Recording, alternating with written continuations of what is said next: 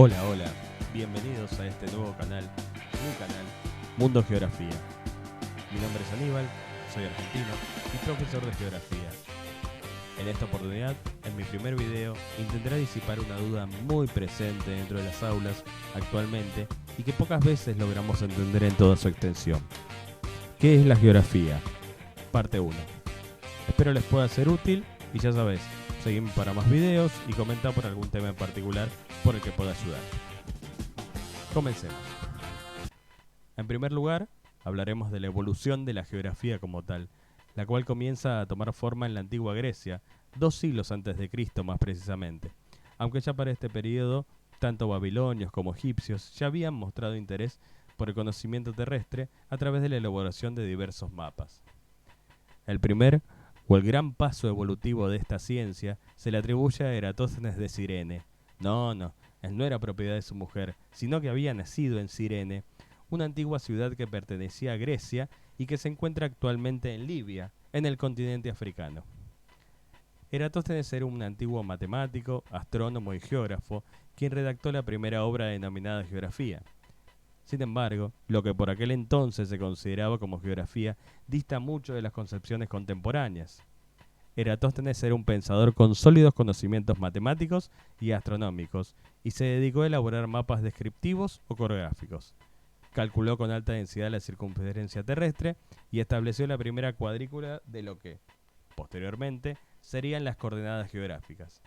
No en vano, Eratóstenes es considerado como el padre de la geografía. No obstante, es justo reconocer que otros lo antecedieron en estudios similares. Este es el caso de Heródoto de Halicarnaso, conocido como el padre de la historia, quien incluyó descripciones de corte geográfico en sus narraciones de la evolución histórica del mundo antiguo conocido por los griegos. Es reconocido, a su vez, como uno de los primeros geopolíticos de la historia, ya que consideraba el saber geográfico como estratégico. En la transición hacia la era cristiana destacaremos a Estrabón, un geógrafo e historiador, también griego, quien, aprovechando la paz romana de aquel entonces, viajó por gran parte de Europa y Asia y desarrolló una geografía utilitaria para gobernantes, habiéndose interesado solamente por el mundo habitado, o ecúmene. Uno de sus aportes fundamentales fue haber incorporado la técnica de la observación directa, principio positivista que, años más tarde, sería el fundamento de la geografía regional a partir del siglo XVII.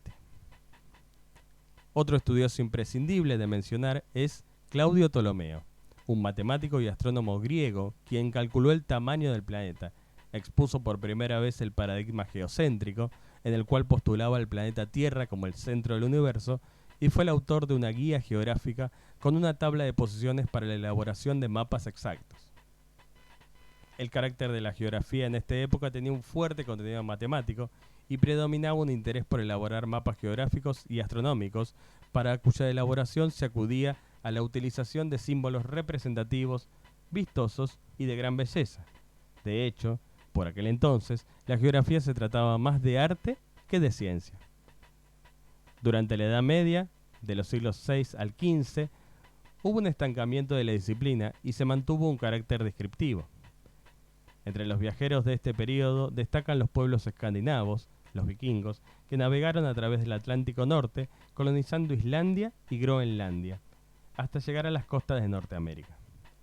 Las mayores proezas de este periodo se darían a conocer en los escritos de Marco Polo, un mercader y explorador veneciano que participó en una célebre expedición al continente asiático, dando a conocer un extenso mundo hasta entonces desconocido. Aún así, los grandes aportes en materia geográfica correspondieron a estudiosos árabes, quienes interpretaron, comprobaron y tradujeron los tratados de geografía de los griegos clásicos, y gracias a ellos fueron posteriormente traducidos al latín y conservados para la posteridad. En la Edad Moderna, de los siglos XVI al XVIII, gracias a los avances cartográficos y a las innovaciones tecnológicas en navegación marítima, se realizaron descubrimientos trascendentales a nivel mundial, aunque para muchos, y me incluyo, en realidad no se descubrió nada. En el continente americano, por ejemplo, ya existían cientos de culturas y decenas de civilizaciones originales, como los Anasazi, los toltecas, los mayas o los incas, entre otros. Pese a ello, las potencias europeas patrocinaron viajes estelares, como los de Cristóbal Colón, Vasco da Gama o Fernando de Magallanes. El primero de ellos, financiado por la corona española, realizó un primer viaje, en 1492, en procura de una conexión marítima, en ruta oeste, del subcontinente índico, pero arribó a lo que posteriormente sería conocido como América, un nuevo continente que colonizarían los europeos en búsqueda de riquezas naturales. Todos estos descubrimientos permitieron reelaborar la geografía de los continentes y aumentar el conocimiento geográfico del mundo. Durante el siglo XIV, los navegantes se basaban para sus travesías en las cartas portulanas o portulanos, donde mostraban una cartografía tosca de los litorales de los mares conocidos y de algunas franjas interiores, con profusión de notas con nombres de puertos, lugares y accidentes geográficos. Su elaboración resaltaba por añadir un arte gráfico sofisticado y llamativo con símbolos e imágenes. Nuevas innovaciones tecnológicas, como naves más veloces y seguras, el timón, la rosa de los vientos, la brújula, el sextante y el astrolabio, hicieron posibles viajes más largos, el reconocimiento de nuevos territorios y la actualización de la cartografía a escala mundial. Los mapas de Ptolomeo, salvaguardados por los estudiosos árabes, dominarían la escena hasta el Renacimiento. Y solamente a partir del siglo XVI surgirían mapas más exactos, como el Atlas de Mercator en 1595, quien incorporaría el uso de proyecciones cartográficas para solucionar el dilema trigonométrico de representar una superficie esférica sobre un documento plano. Probablemente, la Edad Moderna constituye el periodo más trascendente para el desarrollo de la geografía, ya que es la época en que habrá de consolidarse como ciencia, dado que, hasta entonces, se puede decir que era un arte o una disciplina descriptiva, literaria y gráficamente. La modernidad y el advenimiento de la revolución científica en este periodo serían la causa de avances metodológicos importantes en la geografía y la incorporación, además de la observación y la descripción ya existentes, de otras importantes fases del método científico: la medición, clasificación, hipotetización, explicación, entre otras.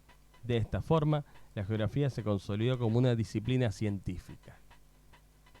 Algunos de los cambios más trascendentes de este periodo son la aceptación del paradigma heliocéntrico, propuesto por Nicolás Copérnico, un modelo astronómico en el cual la Tierra y los planetas se mueven alrededor del Sol, tomando a este como el centro del universo. Su impacto sería estremecedor en el campo de la astronomía, la física, la geografía y las ciencias naturales en general. El geógrafo más destacado de este periodo fue el alemán Bernardo Bareño, cuya obra central, Geografía General, de 1650, es considerada como la base de la geografía moderna.